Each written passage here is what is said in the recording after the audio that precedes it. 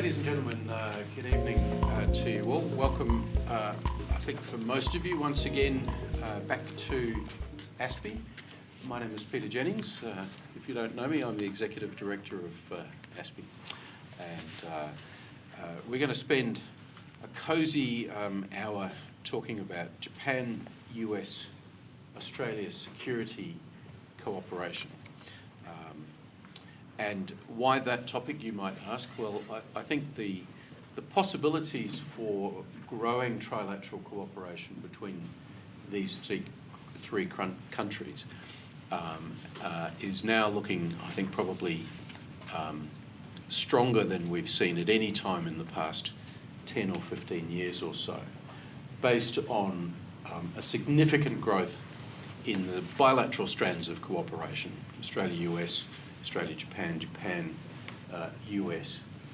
And we sort of reach a bit of a threshold moment now where we can start to think about, is there more that could be done trilaterally between the three countries? And it probably comes at the right moment because we're also entering into a period of substantial strategic uncertainty. Let me throw the elephant into the room. The election of President Trump in the US, I think, leaves open, at the very least, some sense of uncertainty about the degree of American engagement in the Asia-Pacific region. We have North Korea potentially at a very serious flashpoint as a result of an acceleration of its missile and nuclear testing over the last 12 months or so. A flashpoint which could bring the region to the brink of conflict almost any day now. We have a more assertive China, where I think the best we could say is that there's unfinished business in the South China Sea and the East China Sea in terms of disputes over territorial claims. And even though it went off the radar for a little while, we have the possibility of conflict across the Taiwan Straits. Curiously enough, if you look at the 2016 Defence White Paper, there's only one mention of Taiwan. That's the label Taiwan on the map, which appears in the document. It does rather show how it sort of disappeared off the agenda for a while, but with the arrival of a government in Taipei with a somewhat more independence-minded agenda, I think it comes back onto the system again.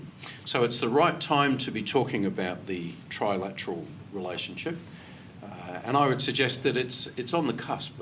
It's on the cusp of either taking a step change to becoming a much more significant strategic driver of security in the Asia-Pacific region, or it may not get to that point. It may, in fact, continue at its current, rather satisfactory level, but probably not enough to really begin to be the answer to some of the strategic problems that we face.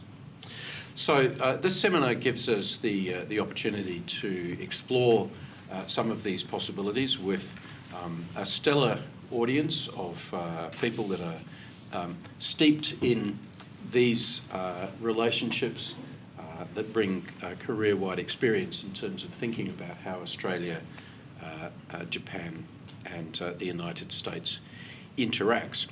And our three speakers this evening will be Brad Glosserman, Executive Director of the Pacific Forum at CSIS, or linked to CSIS, Dr. Jimbo from Keio University, and when he gets back from a Sky TV interview, Greg Sheridan, Senior Editor, Foreign Editor of The Australian. So let me talk just a little bit about each of the three so you know who these people are.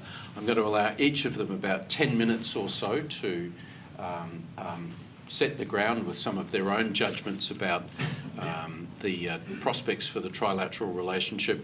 We'll then have a little bit of discussion up here on the podium, and then towards the end I'm going to be coming to you for your own thoughts and questions of the three speakers. So Brad Glosserman, Executive Director of the Pacific Forum, affiliated with the CSIS, which is, the forum is in Honolulu. The Pacific Forum has provided policy oriented analysis and promoted dialogue on regional security, political, economic and environmental issues in the Asia-Pacific since 1975.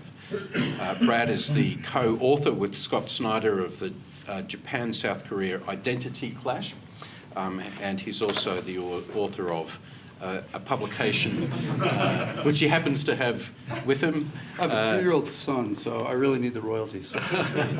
and he's the author of a publication which you can pick up for free outside, which was what he produced for ASPI in March of last year, which was called Peak Japan and its implications for regional security. Prior to joining the Pacific Forum, Brad was for 10 years a member of the Japan Times editorial board, and he wrote a weekly column on technology, and he continues to serve as a contributing editor for the newspaper. Ken Jimbo is an associate professor at the Faculty of Policy Management at Keio University and concurrently a senior research fellow at the Cannon Institute for Global Studies and at the Tokyo Foundation. His main research fields are in the areas of international security, Japan-US security relations, Japanese foreign and defence policy, and multilateral security in the Asia-Pacific. He's been a policy advisor at various stages of a policy advisor to various Japanese government commissions and research groups, including the National Security Secretariat, the Ministry for Defence and the Ministry of Foreign Affairs. I'll leave Greg's bio until he's actually in the room because I don't want him to accuse me of telling any lies about him in his absence. And so, Brad, I'm going to hand to you 10 minutes on your thoughts about problems and prospects for the trilateral relationship. Great, thanks. It's a pleasure to be here. Thank you, Peter. Thank you all for taking time this afternoon. Ken and I are old friends, so we don't have to be nice to each other. So any of the more pointed comments that you hear are probably even more pointed than you know. But it's a pleasure to be back in Canberra. It's a pleasure to be back in Australia and be talking about the trilateral security dialogue and the discussions and the things that our three countries can do together. And I mean, I think it's very important. The TSD, as it's called, is really, I think, the gold standard for trilateral cooperation between not only for our three countries, but I think for the world. When the United States thinks about how it would operate multilaterally in a strategic and a security sphere, this is the relationship. This is the constellation of countries that I think we think about. And it hasn't been a linear process. It's gone up and down. It has had its fitful little moments, but I think we're at a moment at which the success of this is taking on greater significance. And so, I mean, as you know, multilateralism and the idea of the TSD, I think, reflects a number of realities in the strategic space. The first is that we're facing, particularly since 2001, a new series of threats. The world, as Peter says, is fundamentally different, and the challenges that we face as governments is very different from the very, I think, if you will, fairly simple strategic and security orientation of the Cold War. Right? We've got just a whole series of different sorts of threats. They're multidimensional, they're multidirectional, they require different types of responses, I think. We think about security quite simply in a fundamentally different way. So we can discuss that, and I think some of it becomes apparent when I'll talk a little bit about the South China Sea. But the fact is that security and obtaining security is a very different process than, and the things that we think about as threats to security are very different than it was when I was younger. We'll leave it at that. Second, I think we face new fiscal realities. And that is that all of our, I mean, you know, it's hard for me to say that when we've got a defense budget of, what, $560 billion, and we want to up that plus up, but that's still apparently not enough. I mean, the nature of the fiscal constraints that the United States faces, that Japan faces, that Australia faces, that all of us face, are such that we have limited resources, and we've got to be smarter about how we use them. As a result, we need to be thinking about burden sharing. We have to be thinking about how it is we work together more efficiently, you know, to, in fact, combat a more diverse array of threats, which requires more creativity, which, in fact, require more resources. So we've got to get smarter. Third, and equally importantly, is we've got, I think, the proliferation of capabilities, a proliferation of technologies, and again, you know, if you're facing different threats, that we bring to bear different approaches and different capacities to combat them. So this idea of cooperation and new roles and missions and divisions of responsibilities, I think just makes infinitely more sense, particularly in that straitened environment.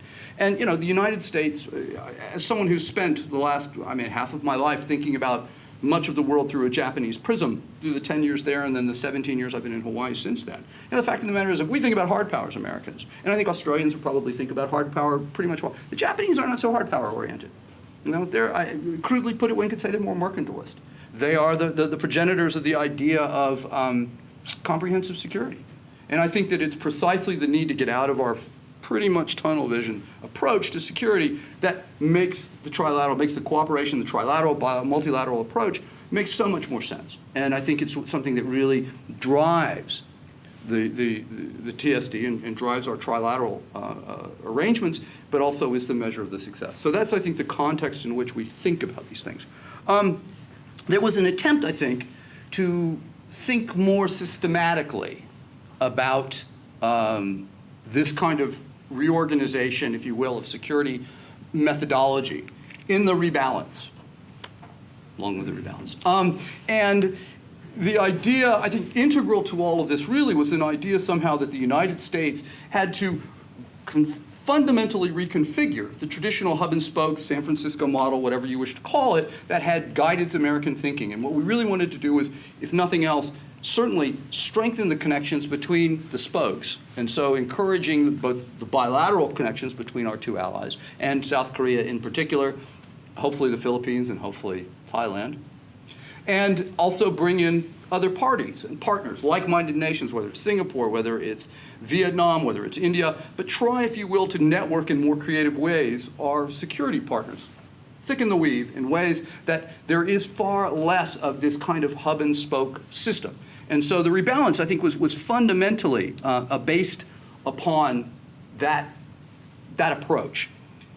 I've long believed that the fundamental security problem that the United States will be facing, and frankly the region will be facing in the next couple of decades, is going to be the overlay of the American alliance system with the existing security architecture. And neither of those is in a position to deal with the problems that we face. So how will the two of them adapt, adjust, and integrate in a meaningful and effective way? And that brings us back to this. So driving the thinking, of course, that this attempt to work together, let's also be honest, is a bit of a hedge, right? People are worried about the United States, and even previously, people were worried about the United States disengaging. You know, periodically you hear talk of an isolationist sentiment, and there's always some sort of opinion poll that suggests Americans think we should be devoting more of our time and our attention to our domestic problems rather than being the policeman of the world. But if you also probe those polls, invariably they also conclude that we cannot be inward looking. We have to be engaged. We need to be part of the wider world. So for those of you that aren't intimately aware of that stuff, don't take the isolationist impulse to be that profound. Even today, I would argue that there is still, while a growing concern, I think, with domestic priorities in the United States, nevertheless, the American people, majorities of the American people, do not believe that we can afford to turn our back on the world. Nonetheless, our partners are a bit concerned. And I think the logic behind trilateralism has been not only to deeper engage the U.S. and embed it more significantly within a web of international relations, but it's also been the Japanese thinking that, well, if the Americans are going to lighten up, Australia and Canberra would be a good partner, and vice versa. As well as the recognition, I think, among themselves that both of them have more to contribute to this, to regional security, and perhaps there are ways that they can work together that would break out of certain inhibitions that have limited the interactions they've had with us. Doing it trilaterally, it's a way of, if you will, locking the U.S. in and keeping regional security vibrant, alive, and growing. Now, in the Peak Japan paper that Peter so generously noted, I am, and this is an idiosyncratic interpretation, but I think I'm right. I believe that Japan is, we're seeing, weirdly enough, peak Japan with the apogee of Japanese power, and for a bunch of reasons, my sense is that Japan will be declining.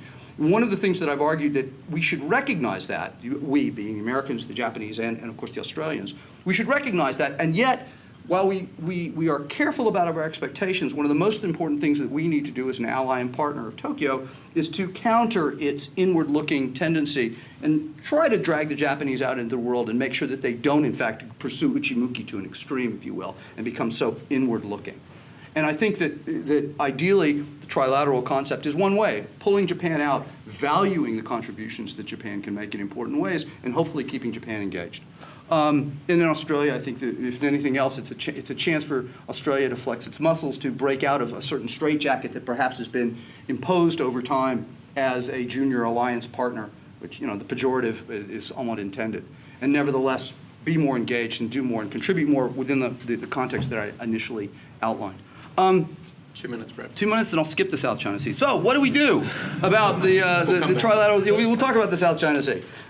It's fun to talk about the China. What should we be doing then with in the trilateral security dialogue as we go forward? I think some of the things we have to. Number one is obviously consolidate the relationships that we've got. Make sure that we're focusing on our real priorities. I think we need to ensure that while we talk about the convergence of views and everything. Sounds pretty, but there's oftentimes a great deal of wiggle room. And we need to make sure that we're all using the same words to make the same thing. So one of the most important things that we have to do as three countries is make sure that all of our views are aligning and making sure that we agree on threats, we agree on perceptions, we agree on consequences, we agree on priorities. So that's one thing I would say. Number two, let's get creative. I am very heartened to see young people in this room. I like to think of myself as a young person, but I'm old. And the fact of the matter is that most of the discussions about security and the like are dominated by old gray hairs. Or no hairs. And so I think it's really important. Speak for yourself. Yeah, well, we need to have young people bringing new perspectives. There is, and this is something that my organization spends a lot of time working on, and I will be serious. There is a fundamental difference about the way young people look at the world and the way that older people do, on structural levels that we do not appreciate. And I think that we have got to bring those voices, those views, into our discussions in a meaningful way. And so your creativity, you young people, whoever you are, is really, really vital. Third, on a concrete level, one of the things that the United States has developed with Japan as a result of the 2015 Security Consultative Meeting, or 2+2, is we created what we call an alliance coordination mechanism, which is an attempt to bring both of our we call whole of governments together to address problems. And so maybe I've been thinking, and this is just, as we say, spitballing, one of the things that I'd like to see is the development of perhaps an alliance coordination mechanism with Australia, and then we take the US-Japan ACM, and then we take the US-Australia ACM, and we put them together. We have an interesting little trilateral linkage. And then, well, actually, that's enough. That's a good point That's to enough. finish on. Because I certainly agree with you on that last point. I think we're well beyond the stage in our own bilateral relationship with the US that we can pretend that it's actually managed by a once-a-year 6 or 7 hour meeting of ministers, which is about the only alliance management mechanism that the relationship has. It's rather Apart curious. from all the people working those issues daily. Apart from the daily connections, but that's more about reaction than it is about strategy, actually. Yes. Anyway, Ken, over to you. 10 minutes on the trilateral relationship, problems and prospects. Don't make me look bad. Well, thank you very much. I'd like to begin by thanking ASPI and Peter for kindly inviting me to a very important gathering, and looking forward to the further discussion. And as Brad said, Brad and I have been good friends for long years, so that most of the agenda that I try to offer here has already been covered by the Brad. So probably I just offer my own version of describing what has been the significant factor that drives our trilateral cooperation so important. And I think that the first, trend or the structure that we really need to face is obviously the dynamic change of the balance of power in this region. And that is mainly led by the dynamic growth of China.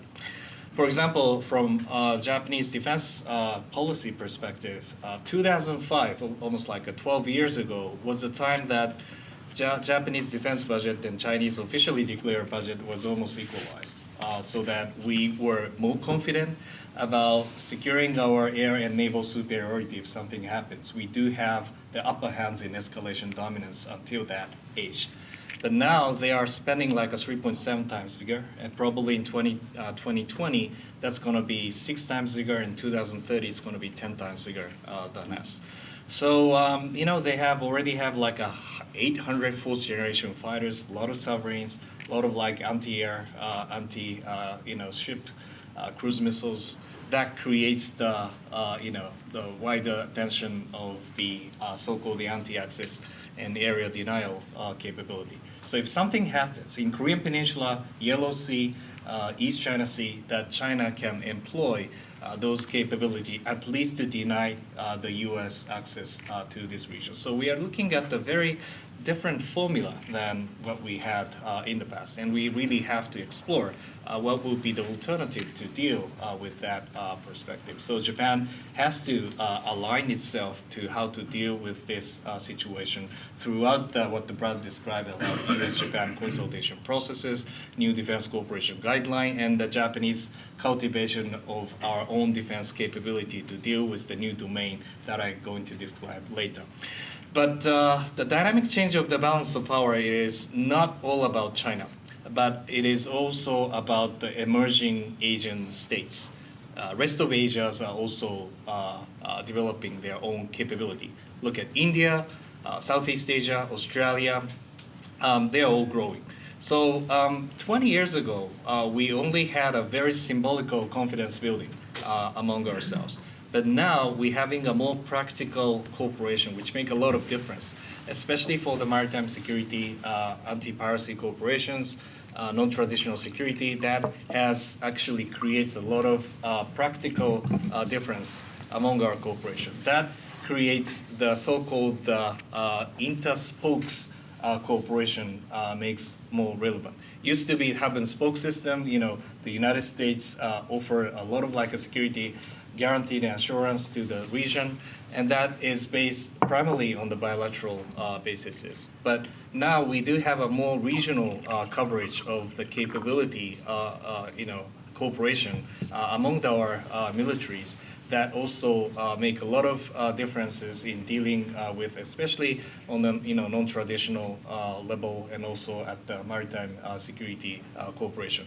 And among those inter-spokes cooperation, I think Japan-Australia leg is one of the most important, I think, among those various levels of cooperation that we have in this region. This is one of the, the main pillar, which the dynamic, the change of the balance of power bring us. Why Japan-Australia leg of cooperation is so important in this region. And the second theme I'd like to put forward is the importance of the maritime security. We all face with the importance of the connectivity of the sea lanes of communication, starting from the Middle East, all the way to Indian Ocean, Malacca Strait, South China Sea, East China Sea, Sea of Japan, and way to the Arctic. Those, I think, arc of the connectivities are the platform of our commercial activities. Also for our military, operational access in this region. So I think Japan, Australia, United States has always had a high stake in securing the freedom of navigation in this region. And obviously that China and to some extent Russia has been challenging this notion of connectivity, not subscribing to our own preference of the standards to be placed, especially in terms of rule of law and how the post-arbitration court rulings order should be take place. We have a very different perception out of it. So I think it is quite important to engage United States to be stay engaged in the regions, to have the major provider of the order to be maintained in this region. At the same time, we also have to encourage the regional partners to cultivate their capacity to deal with the maritime coercion in this region. And when we talk about the new domains of the security, one of the important security agenda that we have been seriously discussing is about the emerging of so-called the gray zone challenges. Why we call it gray? Because it's a color in between white and black. Black is all, the war situation, and the white is the peaceful situation. The things is happening in between, so that there's a non-military assets and vessels, coming to intrude our contingent zones and territorial water on the daily basis, so that we do really have to boost our capability of Coast Guards and law enforcement agency to deal with that situation. That's happening in East China Sea, and that is also happening in South China Sea as well. So it is quite important that the three countries try to break down those kind of capability into the gray zone area in order to sustain the stable order in the maritime situation. And the second, I think, emerging domain that we really need to deal with is the expanding anti-access and area denial environment. So that, as I already mentioned, that we do have a very different formula of dealing with the escalation management and the conflict resolution scheme than we had like 20 years ago. So how to ensure the operational access of the U.S. military to this region is one of the core agenda that Japan and Australia has to collaborate upon, so that I think how we can really manage the strategic environment where United States forces can swiftly manage to come to this region is one of the main, I think, agenda that the trilateral cooperation can actually explore further. And so I'll stop in 1 minute. And I think that the final point that we also like to discuss further is the crisis of the liberal international order. And I think Japan, Australia, and the United States has a high stake to defend this liberal order at the age of the order to be challenged by the emerging economies. Those emerging economies are emerging without reforming themselves. In past 20 years, the world GDP has expanded like a 2.4 times figure. But I think the percentage of the electoral democracy stay it as a 60%. So which means that the traditional modernization theory, which assumes that economic development and the political liberalization could develop in tandem, is never happening in past 20 years. We are living in the very difficult ages where GDP is growing, but the political liberalization never follow to the process. And I think that the United States, Japan, and Australia has to deal with the situation where what kind of the order that we should want to maintain and create at the times of this turbulent period of the political development. I'll stop here. Thanks, Ken. In fact, that's a very germane comment because of a speech our foreign minister gave in Singapore a few days ago, where Julie Bishop really stressed the point that, in fact, if societies were going to become fully successful in terms of their economic development, they would need to become more pluralistic, more democratic. And it received a fairly sharp slap down from Beijing fairly quickly to say, well, it was firstly not appropriate to talk about their own internal political situation. But one does get the feeling that countries like Russia and China rather think they've cracked a different code, and that's no longer the requirement for success.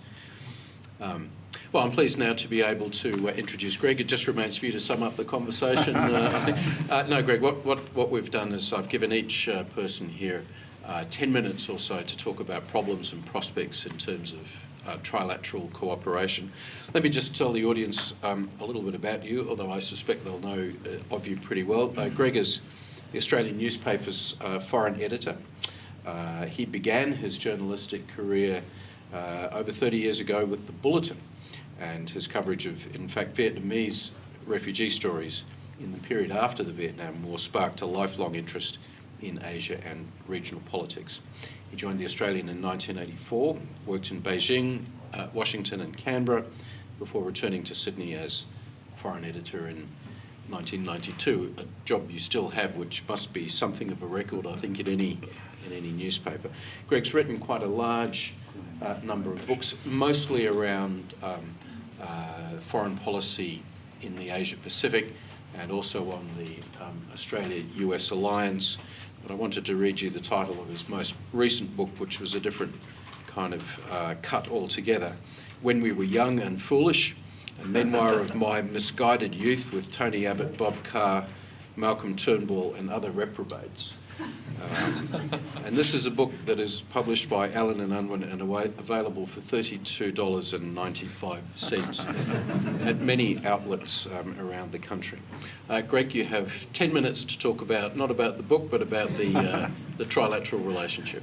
Well, Peter, thank you very much. Ladies and gentlemen, I have to apologise for my late appearance. It will confirm everything you already think about journalists. And if, as you're in the national security establishment in Canberra, you probably couldn't think worse about journalists than you do anyway. I've had a very unsatisfactory day. The aeroplanes were late, so I was late to this splendid seminar we had today, and then I had a commitment at Sky TV I had to do at Parliament House, and I left Parliament House more or less on time. And what can you say about a foreign editor who can't find his way from Parliament House to ASPI very successfully? He's spatially challenged. I want to offer a few sort of bird's eye reflections on the situation. It seems to me that one of the very interesting themes that emerged from our discussions today was that there really has been no effective cost to China for its trashing of the rules-based order in Southeast Asia over the last 10 years. There seemed to be a little reputational cost for a while, but that went away. The decision of the Permanent Court of Arbitration seemed like a tremendous setback for China, but then that went away, and the most disputatious of the nations with which China is involved in territorial disputes, particularly the Philippines and Vietnam, have more or less rolled over and gone along with China. And the Americans, laboured mightily to bring forth something smaller than a mouse. They conducted a magnificent 3 freedom of navigation operations, which they wouldn't even call freedom of navigation operations. So I want to step back from that and ask, how do we get something a bit better here?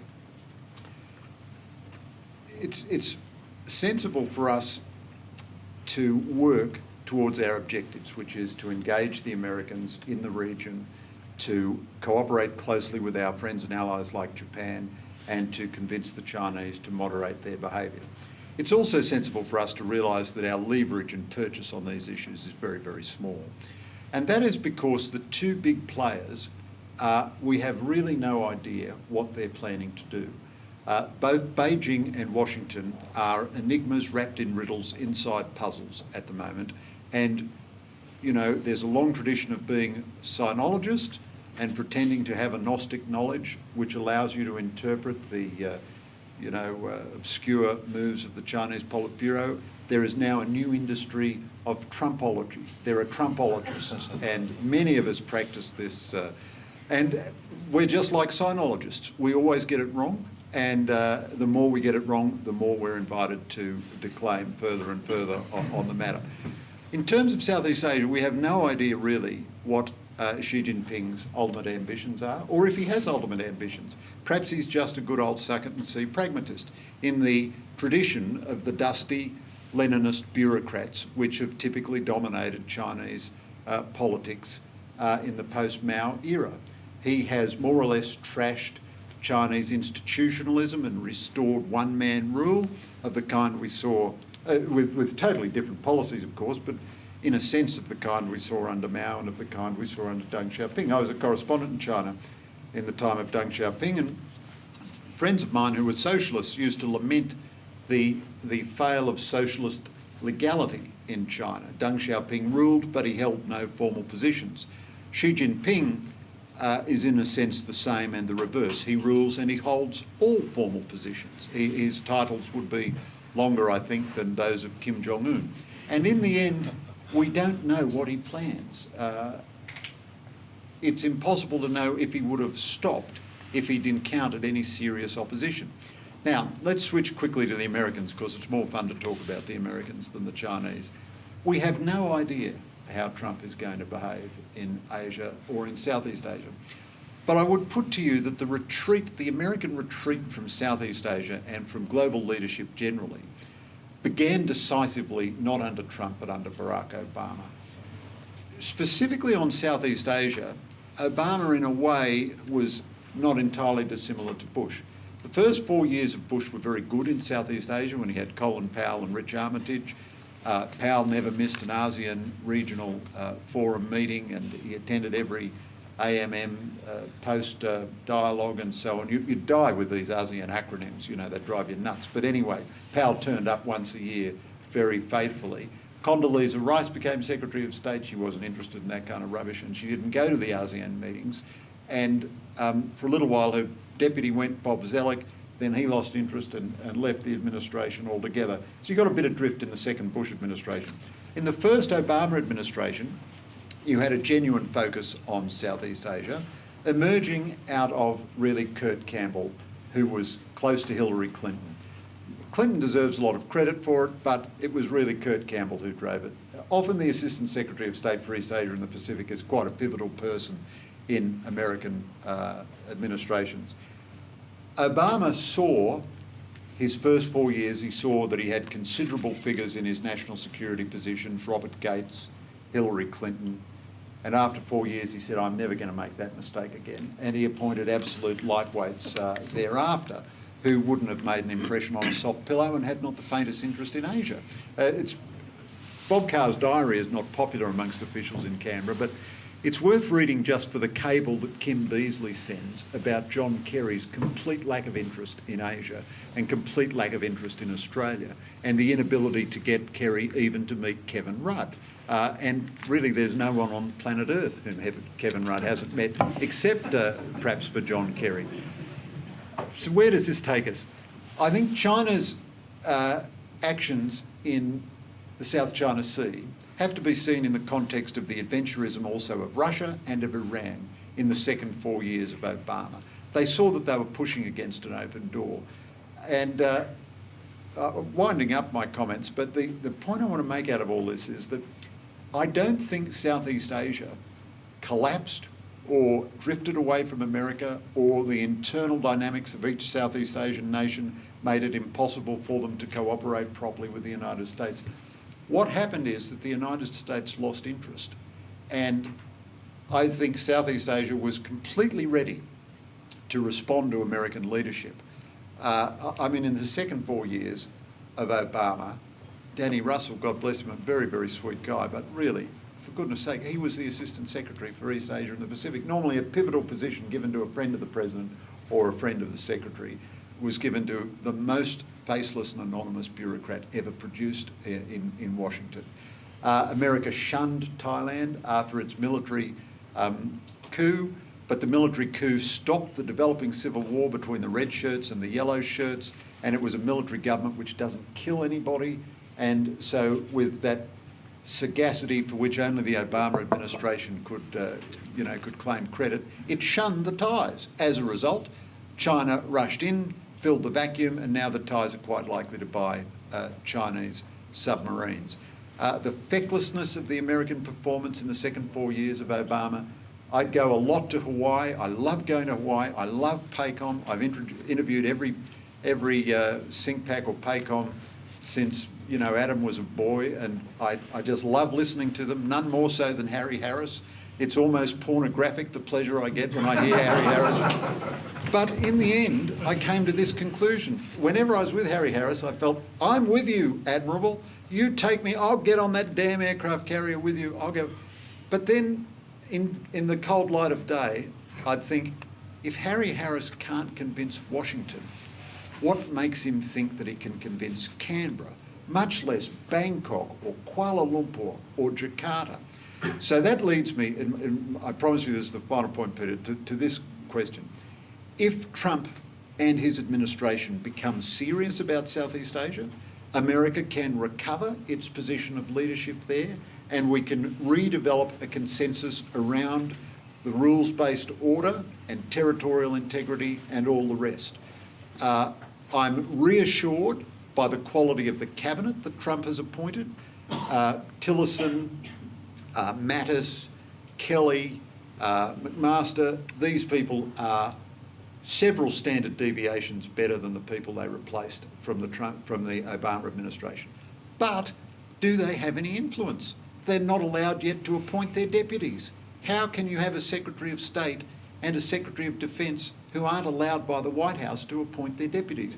All of that just leaves us in this difficult position. We're right to push forward trilateral strategic cooperation as much as we can in the absence of knowing what either the Chinese or the Americans are planning for our destiny.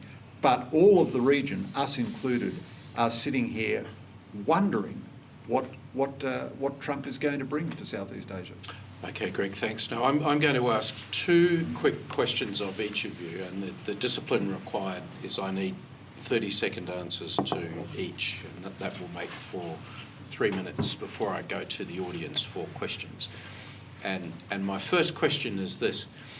Think yourself into the uniform of the Pacific Command Admiral a year or two in the future.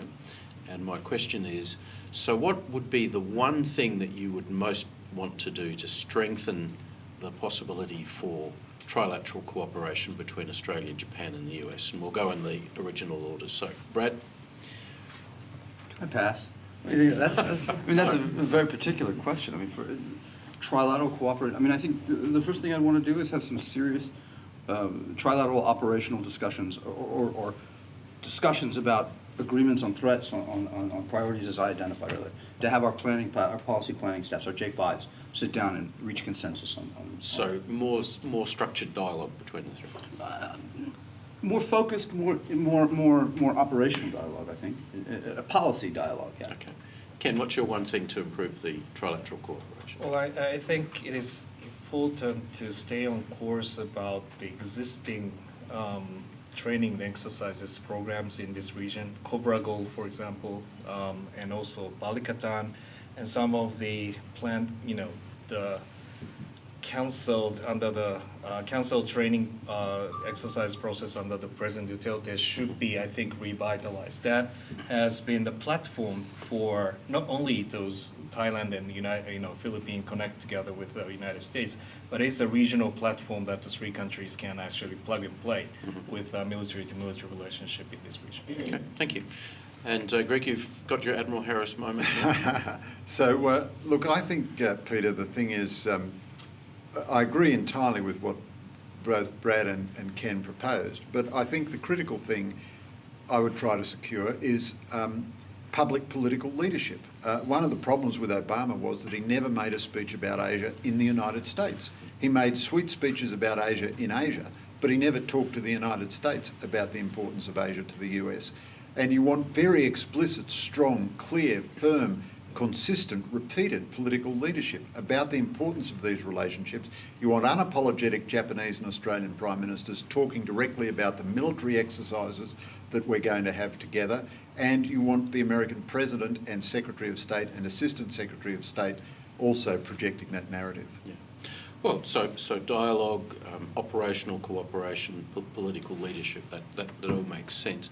My second question for 30-second answers is this. Imagine yourself 5 years in the future and we're having a seminar on why did trilateral cooperation fail to achieve its hoped for successes. What was the principal cause of that failure, Brad? Lack of political leadership, political commitment. I think it's a China choice. Say more on that. Well, I think China creates a lot of difficulties on multiple alternatives and choices for us, and three countries may have a different perspectives on the level of risks and opportunities that we have. Because I think power transition, I think we are the first front line to deal with China, and Australia may have a more luxury alternative to how to deal with China. United States may need to endure long-term competition with China. So everyone has, I think, a different concept of how to deal with China. That might be the source of diversity among three countries. Thank you. And Greg? Well, I'd agree with Brad, lack of political leadership, but I'd just add one further sentence. I am astonished at the bureaucratic slowness of our nations in sometimes doing the bleeding obvious. Obama and Gillard announced the enhanced marine rotational presence in Northern Australia, plus a supposed naval and air presence.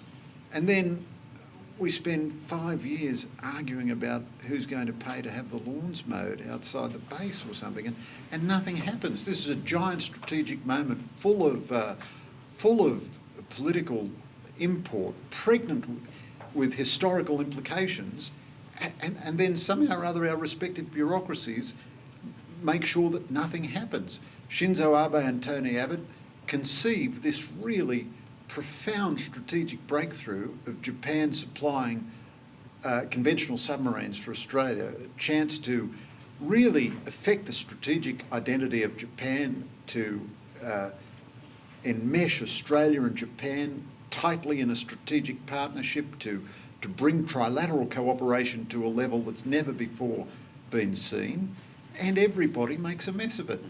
Abbott loses the Prime Ministership. We can't promise enough jobs to South Australia, even though they can't provide electricity. And then the Japanese don't make us a first-class bid. So the astonishing ability of all of our systems not to do the obvious thing never ceases to amaze me. Well, Greg, we had gotten to 19 minutes past 6 without anyone mentioning the submarines, so I'm glad that you were able to do that. Before I hand to the audience, 3 thoughts from me about things we could do to strengthen the prospects for trilateral cooperation. Just very quickly, I think if you want a model for how countries should approach building a relationship with the new president, you should look at what Prime Minister Shinzo Abe did in terms of his investment in building a personal relationship. Was it 27 holes of golf in Mar-a-Lago? I mean, this man is dedicated to the interests of his country. But one thing he did was he secured a commitment from the president to go to Japan sometime in the course of 2017. I think if we're serious about trilateral cooperation, 2 hours of that should be set aside to create an opportunity for Prime Minister Turnbull to go there as well, for the 3 leaders to actually start to provide the kind of leadership that our speakers have been talking about. I've no idea if it would happen. It probably would be a step too far, but if we're serious, this is the sort of thing that I think we should consider. Secondly, and I won't go into the details of this, Joint Strike Fighter. We've spent too much time talking about how to maintain it. We need to spend more time talking about how we're going to learn to operate this aircraft, and I think there's a tremendous opportunity for Australia to become the host of a sort of original training hub using the overland training which only we of the Asia Pacific users of the Joint Strike Fighter can provide. And then finally, amphibious capability. Greg is right, the process of the enhanced amphibious presence of the Marines in the north has been slow, but it's there, and the next thing I would like to see would be some Japanese component, helicopters, Marines, something of that nature, actually in Darwin training with the Australians and the US Marines. There's no reason why that couldn't happen this year, and it would begin to show, I think, a practical step towards real military operational capability. So they're my 3 sort of positive thoughts for things to do. We've got 10 minutes. I'd be very pleased to take any questions or comments from the floor. We'll start with you. Here's a mic. Hi, my name's Happy. I work for Pario Solutions. So I just have like a tiny little preface. A lot's been written about why this will or won't happen. I suppose my question is hypothetical and they suck, so I'm sorry in advance. But in the event that there's a clash in the East China Sea that then escalates into a confrontation that the US gets involved in, what is Australia's role? What will we do? What should we do? And are they the same thing? Gentlemen, Greg, do you want to maybe take Well, that one? it's good, it's a question that is constantly asked by a certain category of commentator in Australia. It's an impossible question because you can't have a class of conflict. Each one is different, you know. I mean, well, who started the conflict and what's the chain of events and so on. But my general reflection would be that if America is involved in a shooting war in Asia and Australia doesn't get involved, that's the end of the American alliance for us. And it's also the end of the liberal international order for us. I can't imagine that America would ever irresponsibly or precipitously get involved in a conflict. Therefore, I think America would be involved in a conflict with very good reason. It's a kind of fantasy of the useful idiot class that the Americans will ride off and create a conflict because they're so foolish and irresponsible, unlike us Olympians of, Red Hill and so forth. But I can't imagine a conflict in Asia with the Americans in a shooting war in which we're not participating. Gentlemen, do you want to? What he said. Ken?